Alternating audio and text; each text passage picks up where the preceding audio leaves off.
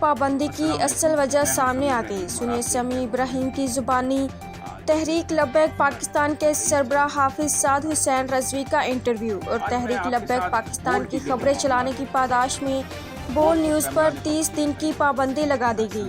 Report doctor محمد کلیم اللہ فاروق کی divisional bureau chief, احساس news HD۔ نشریات پر پابندی لگائی تھی، زبردستی نشریات کو بند کیا تھا اور تقریباً 7-8 دن بول اسکرین سے آف رہا۔ یہ 3-4 ہفتوں کے اندر دوسری دفعہ کیوں یہ سب ہوا؟ ایک بڑا سوال ہے۔ ہم پر یہ الزام لگایا گیا کہ ہم نے جوڈیشری پر تنقید کی ہے، عدلیہ کے حوالے سے یہ کہا گیا کہ ہم نے جو گفتگو کی ہے شاید مناسب ہے۔ سب سے پہلے تو میں آپ کو یہ بات بتانا چاہتا ہوں، کیمرہ والوں کو بھی، پاکستان کے تمام لوگ جہاں جہاں میری یہ آواز پہنچ رہی ہے، کہ ہم پاکستان کے اداروں کا بہت احترام کرتے ہیں۔ بول کا یہ امتیاز رہا ہے کہ ہم پاکستان کے ادارے، چاہے وہ پاکستان کی مسلح افواج ہو، پاکستان کی عدلیہ ہو، پارلیمنٹ ہو، ہم نے ہمیشہ ان کی عزت کو، ان کے احترام کو سب سے مقدس، سب سے اول، سب سے مقدم رکھا ہے۔ اور ہمارا تو نام اور موٹو یہ ہے، فرسٹ پاکستان، پہلے پاکستان۔ اور ہم پر تو الزام یہ لگتا رہا کہ ہم عدلیہ اور یعنی یہ الزام لگاتے رہے نون لیگ والے، اپوزیشن والے، کہ ہم عدلیہ اور جو پاکستان کی سیکورٹی فورسز ہیں ہم ان کے لیے کام کر رہے ہیں، ہم کو ان کا ایجنٹ تک کہا گیا۔ لیکن اب چیئرمین پیمرا سلیم صاحب نے ہم پر دوسری دفعہ پابندی لگائی ہے، ہمارے لائسنس کو 30 دنوں تک سسپینڈ کیا ہے۔ پاکستان میں آج تک کسی بھی لائسنس کو ٹیلی ویژن کے 30 دنوں کے لیے معطل نہیں کیا گیا۔ اگر کبھی کسی نے وائلیشن کی بھی ہے، جو کہ بعد میں کورٹ نے اس کو نل اینڈ وائڈ قرار دیا، پیمرا کے اس اقدام کو غلط قرار دیا، کوئی آج تک جو چینل سسپینشن کا ایک بھی جو اقدام ہے اس کو پاکستان کی عدلیہ نے، پاکستان کی کسی اعلیٰ عدالت نے اس کو نہیں کہا کہ یہ درست تھا اور یہ ٹھیک تھا۔ لیکن کبھی کسی کا 30 دنوں کے لیے لائسنس سسپینڈ نہیں ہوا، لیکن ہمارا ہوا۔ اور یہ کوشش کی پیمرا نے کہ وہ عدلیہ کے کندھے پہ رکھ کے بندوق چلائیں۔ ہم پر الزام یہ لگایا کہ ہم عدلیہ کی توہین کے مرتکب ہوئے، قطعی طور پر غلط ہے، بے بنیاد ہے، ایسا نہیں ہے۔ بول پر پابندی اس 3-4 وجوہات ہیں۔ مجھے تھوڑا ٹائم دیجیے گا، 5-7 منٹ، میں آپ کو پوری تفصیل سے یہ بتانا چاہتا ہوں۔ ایک تو یہ کوئنسائڈ ہے، یہ کوئنسیڈنس ہے، کوئنسائڈ کر گئی ہے، مجھے نہیں پتا، لیکن میں آپ کے گوش گزار یہ کرنا چاہتا ہوں، ہم اس پہ بلیو نہیں کرتے کہ بغیر ثبوت کے کسی پر الزامات لگائیں۔ لیکن کیا یہ عجیب اتفاق نہیں ہے کہ علامہ خادم حسین رضوی کے صاحبزادے سعد رضوی، جو اب تحریک لبیک پاکستان کے سربراہ ہیں، اور تحریک لبیک پاکستان کہہ رہی ہے اس وقت حکام کو کہ جو معاہدہ آپ نے کیا تھا ناموس رسالت کے حوالے سے، اس احتجاج کے حوالے سے، 16 فروری اس کی امپلیمنٹیشن ڈیٹ جو ٹائم دیا گیا تھا، اس کا آخری دن ہے کہ آپ اس کی امپلیمنٹیشن کریں۔ اور ڈیمانڈز تھیں جو حکومت نے ایگری کی کہ جناب اگر کہ آپ جو فرانس کے سفیر ہیں ان کو آپ واپس بھیجیں گے، ریاستی تعلقات جو فرانس کے ساتھ ہیں ہمارے، وہ ہم اس کو ریوائیو کریں گے، وہ ہم اس طرح سے نہیں رکھیں گے، کیونکہ جو واقعہ ہوا تھا ناموس رسالت کے کیریکیچر اور کارٹونز کے حوالے سے، فرانس میں صدر میکرون نے سرکاری طور پر یہ کہا کہ ان کو آپ سرکاری بلڈنگز پر چلائیں۔ تو ایسی ریاست جو ہمارے نبی پاک صلی اللہ علیہ وسلم کی جو ناموس ہے اس پر جان بوجھ کر اس طرح کی حرکت کرے، تو ایسی ریاست سے ہمیں تعلق رکھنے کا کیا فائدہ؟ پورے پاکستان میں احتجاج ہوا تھا، حکومت پاکستان نے یہ ایک ایگریمنٹ کیا تھا اور اس پر دستخط ہیں، 16 فروری اس کی تاریخ ہے۔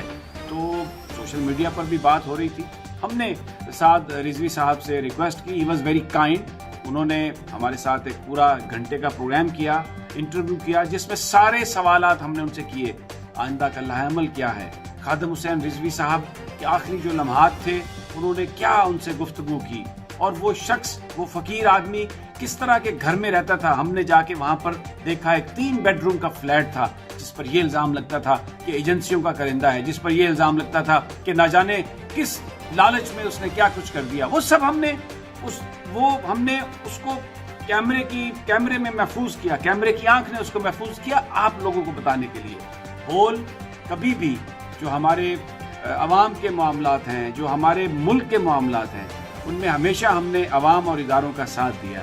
تو یہ میں آپ پر چھوڑتا ہوں، آپ فیصلہ کریں नामूस रसालत को यहाँ पर इस मुल्क में मजबूर करने वाले कि उसको कंप्रोमाइज़ उस पर किया जाए। बहुत सारे लोग जो तौहीन अदालत, ये जो तौहीन रसालत के कवानीन हैं उसको बदलने की, तब्दील करने की बहुत सारी कोशिशों में हैं, बड़े बड़े लोग कोशिशों में हैं। मैं फिर भी इल्ज़ाम नहीं लगाता, लेकिन मैं आपसे ये बता रहा हूँ कि जिस दिन हमने ये इंटरव्यू किया सुबह में, उस दिन शाम को चैनल पे 30 दिन तक की पाबंदी लगा दी गई, और अगर आप काउंट करें तो इन 30 दिनों में वो 16 फरवरी का दिन भी बीच में गुजरता है। क्या इसके पीछे मुहर्रकात हैं? सलीम बेग किसको सर्व कर रहे हैं, ये सलीम बेग साहब भी जानते हैं या अल्लाह की ज़ात जानती है। ये मैंने शुरू में आपको बताया कि ये एक चीज़ जो हमें बड़ी एक अजीब सी बात लगी। दूसरा मैं आपको बताता हूँ कि जो पिछले कई अरसे से आपने देखा होगा कि बोल पर हम काली पट्टी बांध कर एहतजाज करते हैं, क्योंकि चेयरमैन पैमरा की जो तैनाती थी वो कानून के खिलाफ थी। हमने उनकी तैनाती को इसलिए चैलेंज किया कि वो जो एंटाई पाकिस्तान बयानिया है, जो एंटाई इस्लाम बयानिया है, उसको वो कभी उसको रोकने में उनका कोई किरदार नहीं है। तो अगर एक बंदे के पास इख्तियार हो, उसके सामने सब कुछ हो रहा हो और उसको वो ना रोके, तो मुझे ये बताइए कि क्या मैं और आप ये नहीं कहेंगे कि फिर इसका भी इसमें कहीं ना कहीं कोई रजामंदी शामिल है? क्यों नहीं आप रोकते? अगर आपके पास इख्तियार है तो आप रोक दें उसे, आप नहीं रोकते, आप उसको चलाए जा रहे हैं। हम ये चीज़ें हाईलाइट करते हैं तो हम बुरे लगते हैं, लेकिन हम तो इससे बाज नहीं आएंगे, हम बोलेंगे। दूसरी बात, जुडिशरी पे आप आ जाएं।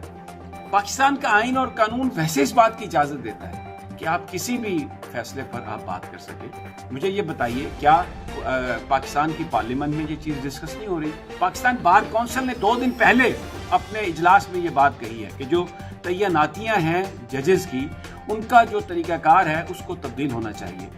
हमने तो जो सोशल मीडिया पर चीज़ आ रही थी सिर्फ उसको बयान किया, किसी जज पर कोई हमने इल्ज़ाम नहीं लगाया। ना हम इल्ज़ाम लगा सकते हैं, हम किसी की कोई भी जो मामला है जजेस की, जो मिसाल के तौर पे प्रोसेस है, उस पर हम बात कर सकते हैं, लेकिन जो जज का मकाम है, जो जज की कुर्सी है, जो अदालत का तकद्दुस है, उसको हम पामाल नहीं कर सकते, उस पर हम बात नहीं कर सकते। पाकिस्तान का आइन और कानून हमें इजाज़त नहीं देता, और ना हमने किया ये।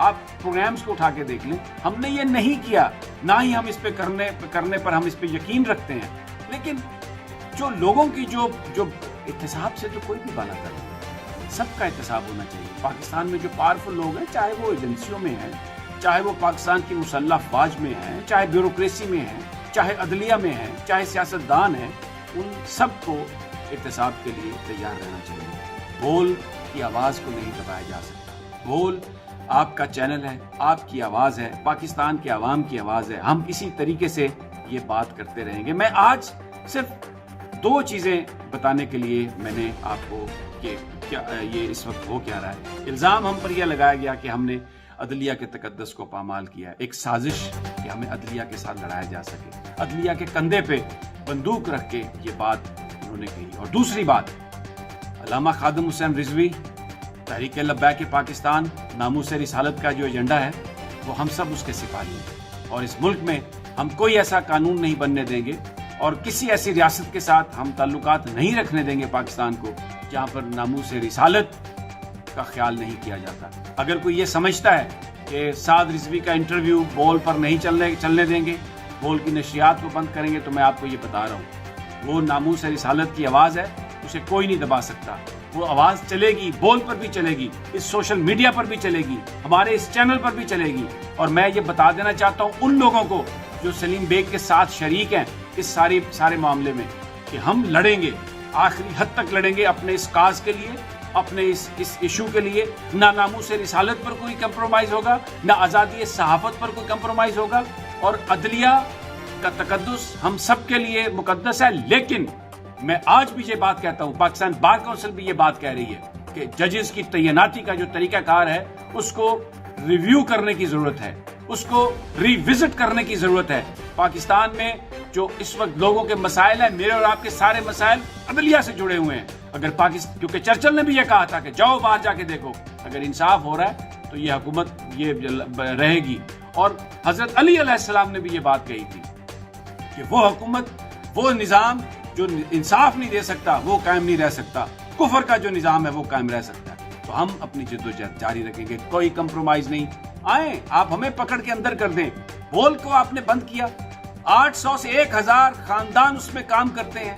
اگر آپ کو میرا چہرہ پسند نہیں ہے, اگر آپ کو کسی اور کا پسند نہیں ہے, ہمیں اندر کر دیں, ہم جیل میں بند کر دیں, پھر بھی بات ہوتی رہے گی, کوئی کمپرومائز نہیں.